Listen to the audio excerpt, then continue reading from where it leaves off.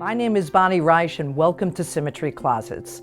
We understand there's no such thing as a simple life, but a well-ordered life is achievable through great design. Yes, big dreams do live in small spaces. Everyone dreams about having a large walk-in closet, but I hear all the time people say, I have all this space, but I just can't keep it neat, I just can't keep it organized, I can't find anything.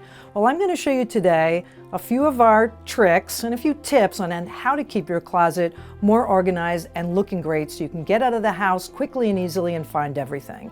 Now, the very first element you need to think about when thinking about a walk-in closet is double hanging, just as you see over here.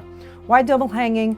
Because by taking half your clothes and putting it on top of the other, it frees up space for all of these other fantastic features.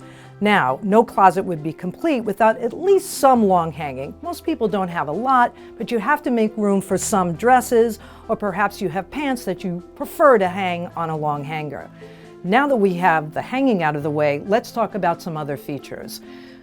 Shelving, now that we have room for that, is really made for things like sweaters and handbags, things that you really can't hang or store in another way.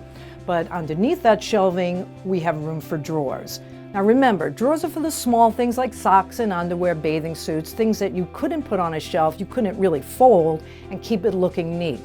So as you see right here, we have this accessory drawer, and this is specific for jewelry with a great custom jewelry tray, so everything is nice and organized. And let me tell you about my favorite feature, and that is a built-in hamper.